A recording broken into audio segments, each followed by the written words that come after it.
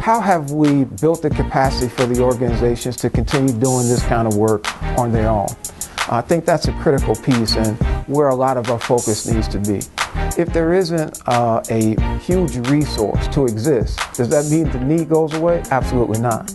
So we need to be challenging ourselves to how do we make sure that the services that our students need continue and not let the budget deficit and the issues around funding really constrain what we can do creatively and innovatively to make sure that we take the lessons learned, the best practices, the infrastructure, the trust that we built, and make sure that it continues to result in students being serviced, because that's really what this is all about. If you're thinking in terms of funding issues, especially in the current situation, the first thing you're thinking about is very easy, clear markers, simple measures of success, and so on. I mean, it of course makes sense. But the problem is that if you do that, and if you don't keep in mind the complicated lives the kids lead, the complicated kind of program this has to be over time, meaning a program in which the mentor, if I'm your mentor, I'm listening to you, I'm trying to be a good role model for you, I'm trying to get you engaged in a system, but I also have to keep an eye out for, do you need help in wholeness services? Does this look like somebody who also needs maybe some assistance? Are there maybe HIV/AIDS issues that you have to deal with? Are you coming out as gay? Who's talking to you about that? Are there resources separate from this one-on-one patient? Are you in a gang? Did your best friend get killed in a gang? Did your mother get sent to rehab? Right? I mean, it's that people are living complex lives. We may just want to address one thing, but for this particular population, we have to think about it holistically. Also look at how the organizations have grown, how the schools have grown, what you've learned in providing supports for these students. Because you've essentially established a blueprint, if you will, for what effective mentoring looks like. What happens to a city when 50% of its children don't graduate high school?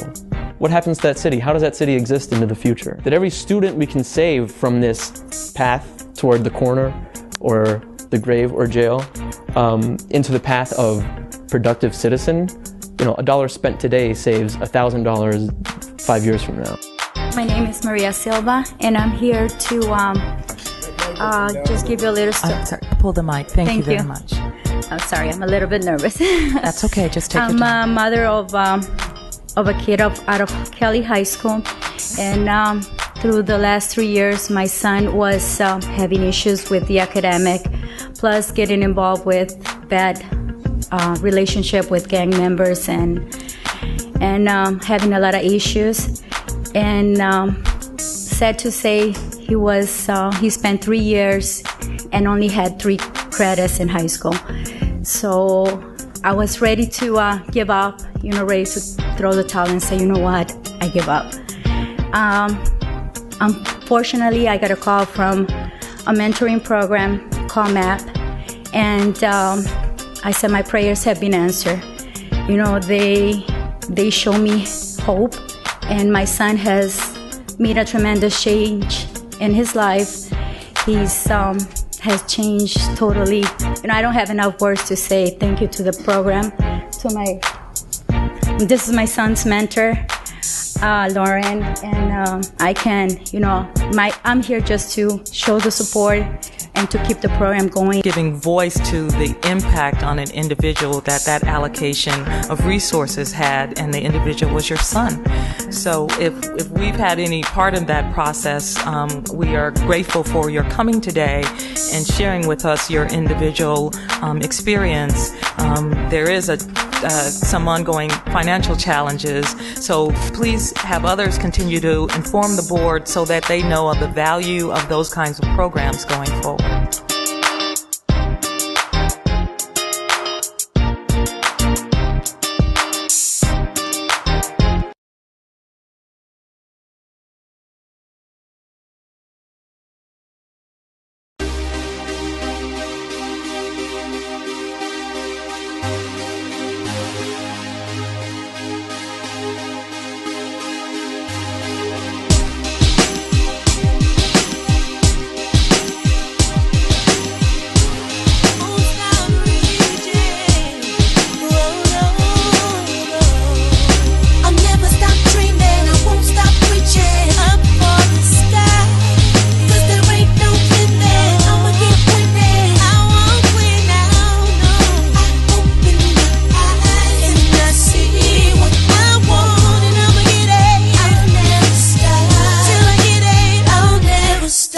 Living in Chicago, nobody don't care.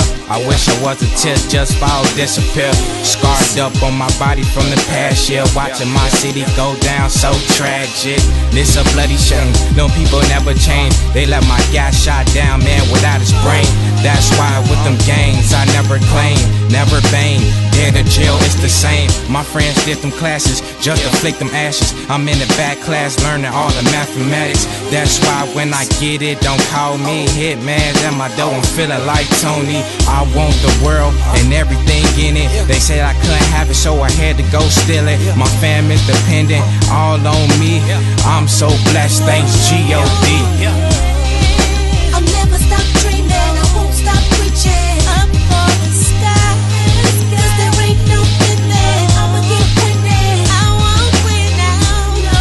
I open my eyes and I see what I want, and I'll get it. I'll never stop till I get it. I'll never stop. Have you ever been in a situation where you couldn't escape it? Mama was a drunk, daddy a Freemason, heart full of hatred, souls for the taking. How come we don't fear God, but we scared of Satan? But we gotta face it, hard to erase it. Codification, no man arrange it. Then it all strikes us hard, a collaboration. How come they still racist? How come they still hate us?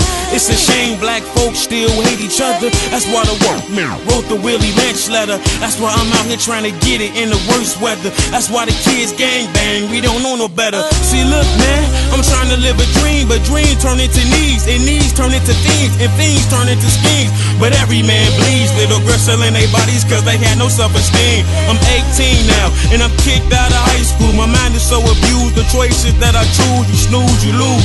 So I don't know what to do, so I grab my pen and paper. It's time to get lyrical, so keep your head up, I know what you're going through. Just get right with God, and man, I promise you, you will never make it out here on your own.